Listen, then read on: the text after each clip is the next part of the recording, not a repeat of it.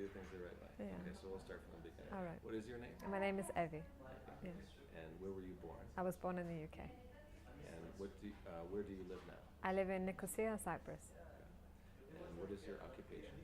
I work for Post Research Institute and the Association for Historical Dialogue and Research on a project which they are implementing entitled Education for a Culture of Peace.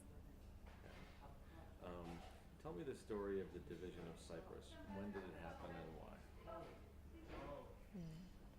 I would say the division of Cyprus began happening in the 40s, but actually it's always because of its because of its location has always been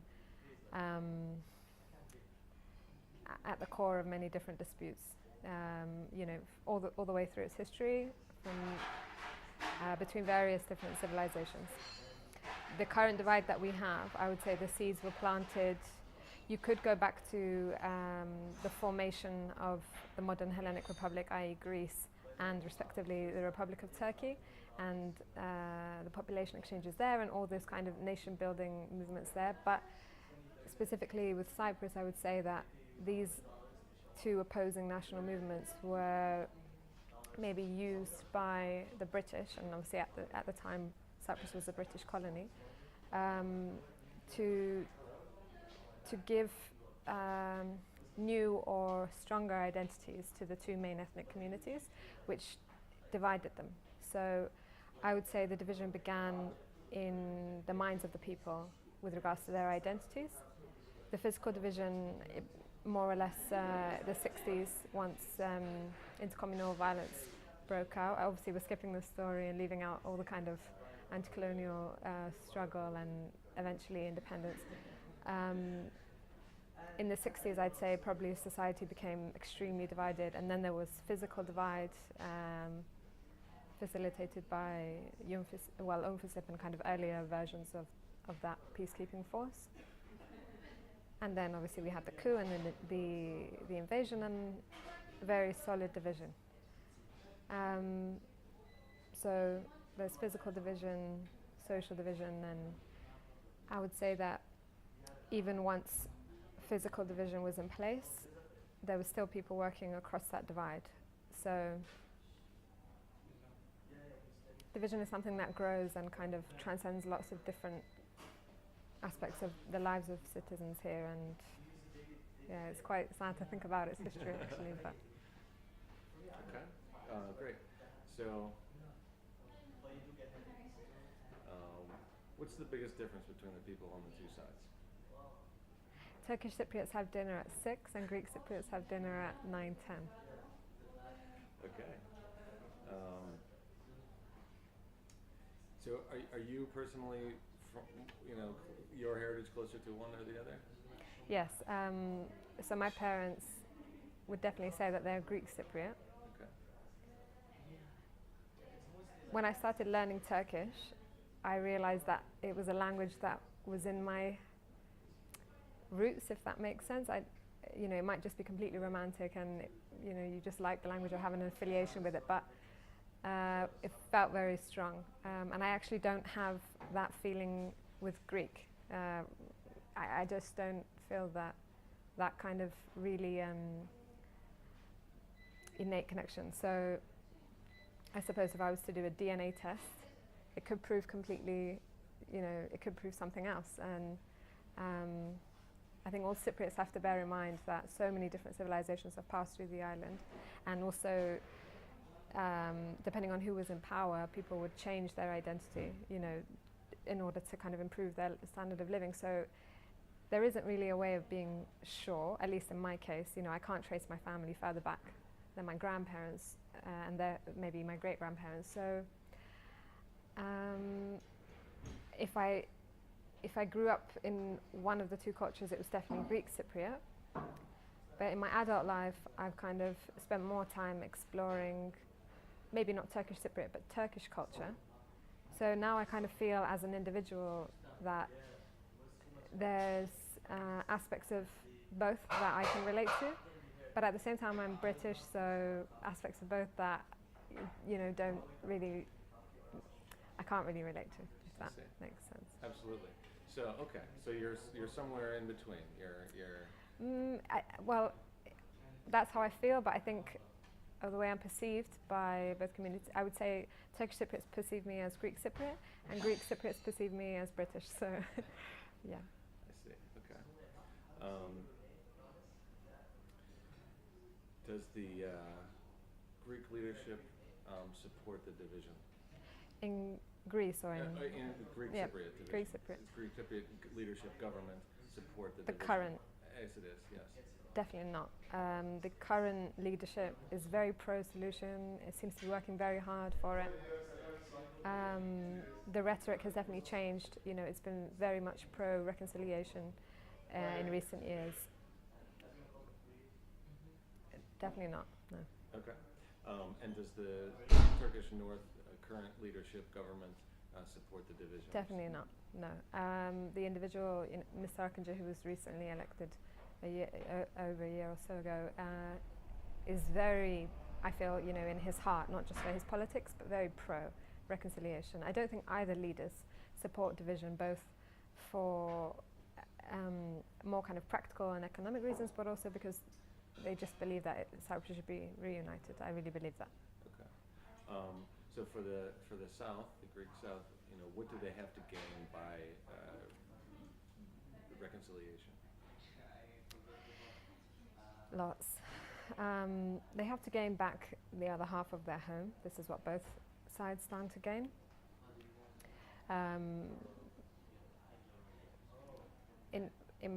For individual families, this might mean property, or just kind of being able to reinstate themselves in the areas that they know and that they love. Again, I mentioned the fact that there are economic gains to be made by both sides. This is even stronger for the South now, given the fact that we've gone through the crisis. But I'm not an economist, and I can't really elaborate further. It's just what the economists are saying. The richness of all the different cultures of Cyprus that has somehow been lost and also deliberately erased from the education, from let's say the cultural and recreational life, from so many different aspects of society. We have that to gain in the South, because I think that not only will reconciliation bring us closer to Turkish Cypriot culture, it will also help us to understand that Greek Cypriot culture is, you know, and the Greek Cypriot community are not the only community. I think we know that, but it's very hard to see that in practice, the fact that we celebrate all the different communities. So I feel that maybe reconciliation will help with also just broadening our horizons in general, and helping us to include, you know, the communities that have come to the island or have grown since the division in '74 or whenever you want to, you know, however far you want to go back. So not just like the Maronite community and the Armenian community, but also the newer communities since EU accession and globalization and everything. There's so much to gain that it's almost, you know, it's kind of like a shocking question, because to have to put it in a list when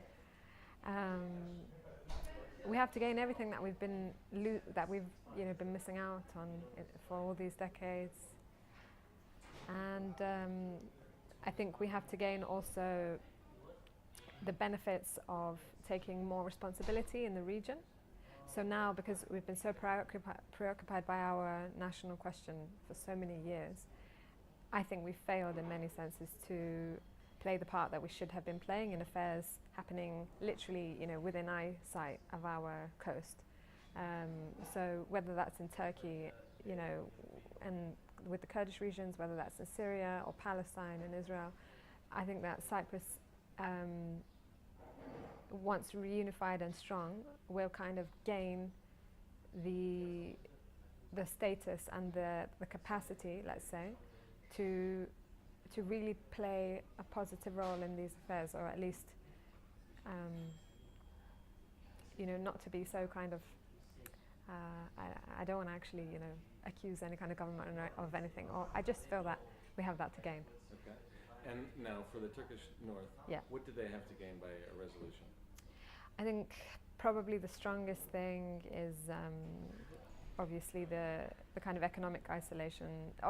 Basically, they have to gain recognition as, you know, not recognition as a separate state, but they won't have the troubles of non-recognition, if that makes sense, because Cyprus will be a unified state. So they will have access to all the markets that the Republic of Cyprus has access to. Obviously, even though as citizens, Turkish Cypriots have rights as EU citizens, and the EU has been doing a great job in kind of making sure that even infrastructure and services and civil society is very much strengthened by the EU. It will obviously, the North is still not part of the EU really, and it will be once Cyprus is united, so they definitely have that to gain. All the things I mentioned before about cultural richness and you know, just the benefits of a reunited Cyprus and what that will gain. Basically, again, it's difficult to. I'm sure there are so many things I should mention, but it's quite difficult. Okay. Yeah. So, why has it not been resolved already? I believe that the greater powers have always played a role, and I feel that now maybe it's in the interests of the majority of them for there to be a solution.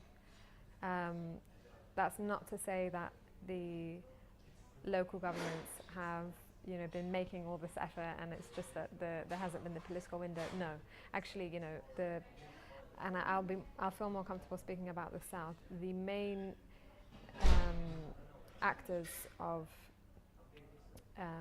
for example, the main actors of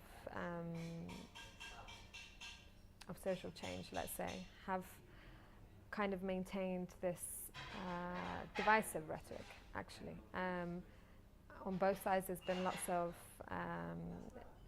you know, playing the victim and demonizing the other side. So the people have never really been allowed to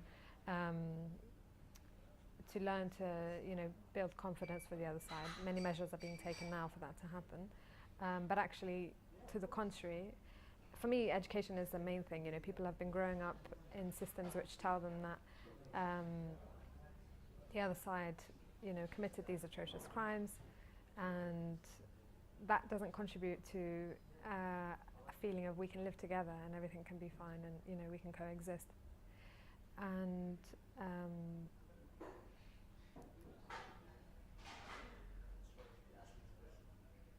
I forgot what I was going to say. Something about.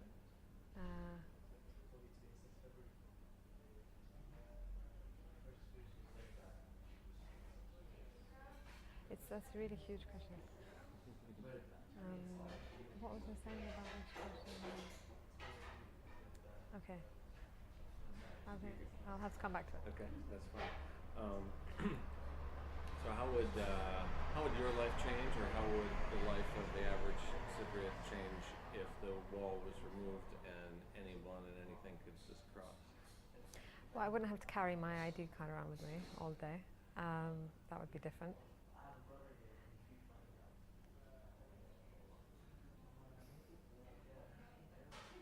To be honest, because I work in both sides and socialize in both sides,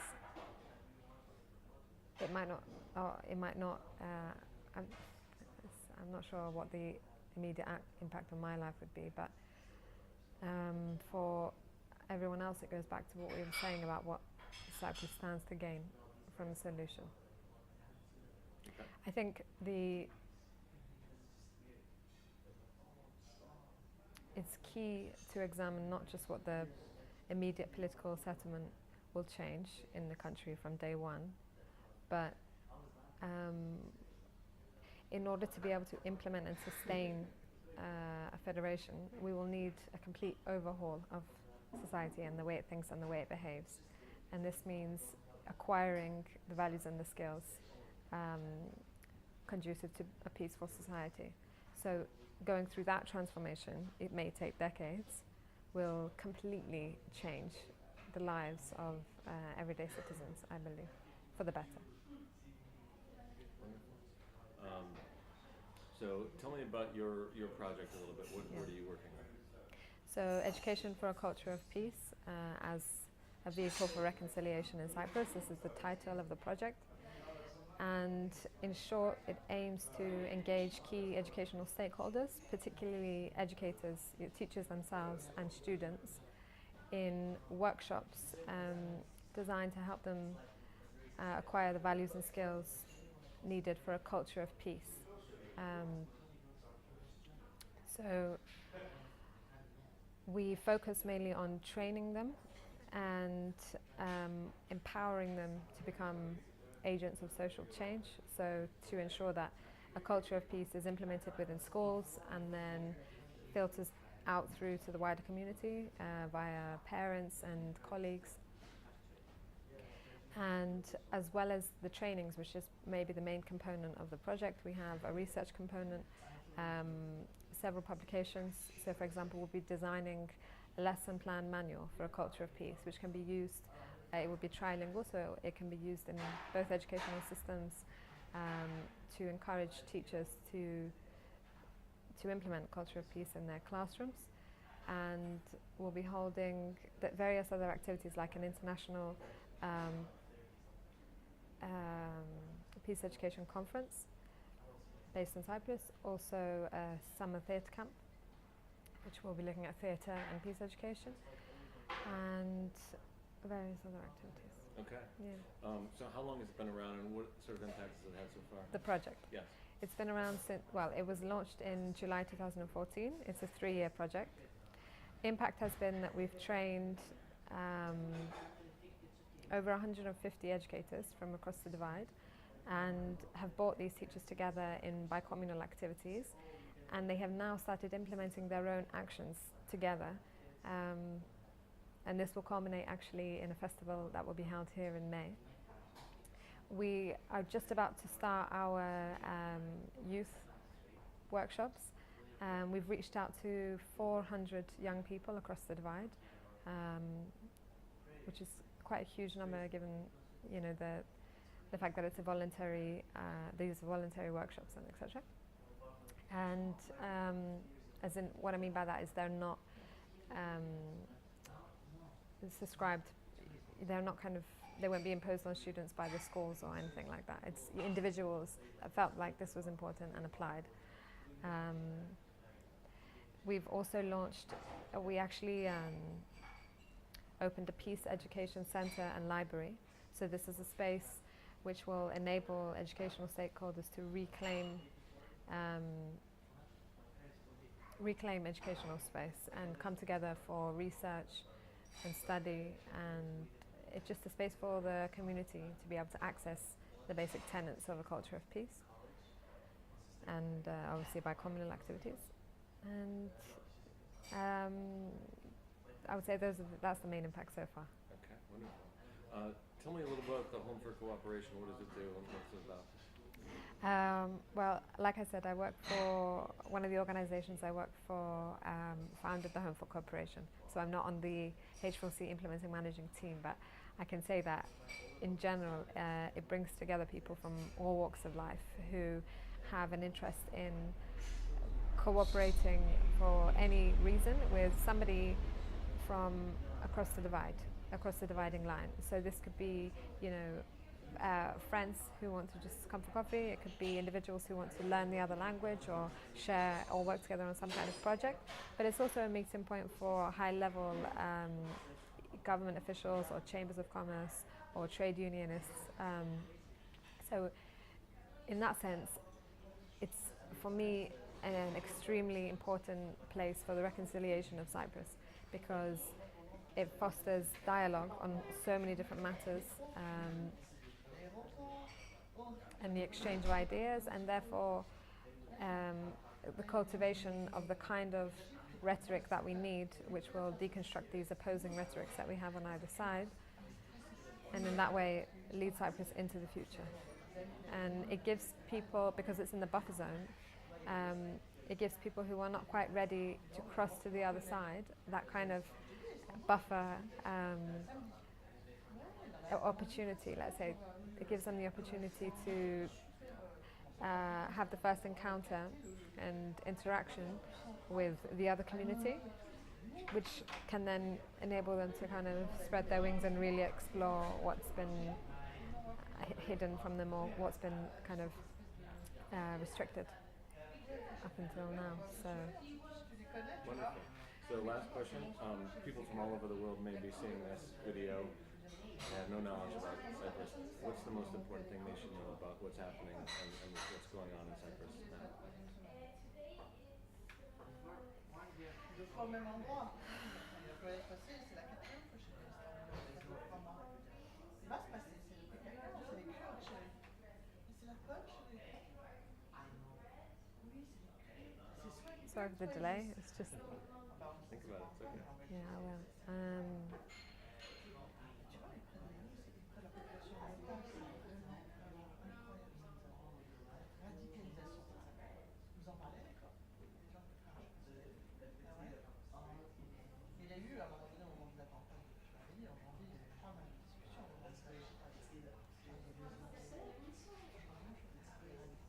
Oui, tu m'entends? The most important thing for people watching this all over the world to know about Cyprus is that the situation here is a result of people having identities forced upon them and individuals not having the room to establish their own identity, have access to many different sources of information, and interact with people who are learning something different. A complete breakdown of dialogue. I believe that Cyprus in the future will be an example, a shining example of a place where the citizens finally managed to kind of break down those borders in the mind of the individual, in the consciousness of the collective, and therefore the physical borders in the society. Borders or barriers, that's kind of political. And that this example, even though I'm speaking kind of prematurely, can be taken